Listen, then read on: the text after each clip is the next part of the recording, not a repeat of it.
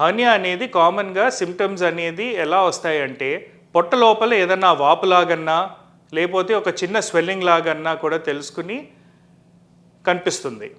చాలామంది ఏదన్నా చిన్న స్వెల్లింగ్ వచ్చినా కూడా మనం లావ్ అవుతున్నాం అనుకుని కొంచెం లూజ్ అయిన బట్టలు వేసుకుని అలా దాన్ని కవరప్ చేస్తానికి చూస్తూ ఉంటారు. కొన్నిసార్లు ఈ హర్నియా అనేది కూడా స్వెల్లింగ్ వచ్చినప్పుడు నొప్పి అనేది స్టార్ట్ అవుతుంది. నొప్పి అనేది మనం ఏదైనా ఎగ్జర్షన్ ఏదైనా పని ఎక్కువ చేసినప్పుడు ఆ హర్నియా లోపలికి ఏదైనా మన ఫ్యాట్ అనేది లేకపోతే పేగ్ అనేది వచ్చేసేసి అక్కడ ఉండిపోయినప్పుడు దానిపైన కొంచెం ప్రెషర్ అనేది పడిన తర్వాత పెయిన్ అనేది కొంచెం వస్తుంది.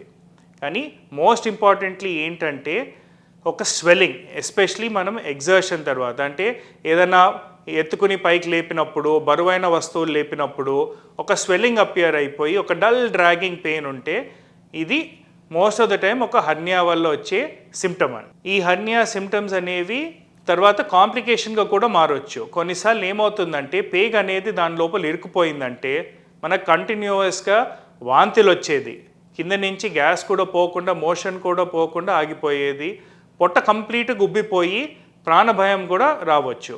ఇవన్నీ హర్నియాకి వచ్చే కాంప్లికేషన్స్ వల్ల, అంటే పేగు దాంట్లో మడతపడిపోయి అడ్డుపడే వచ్చే సిమ్టమ్స్ ఇవి.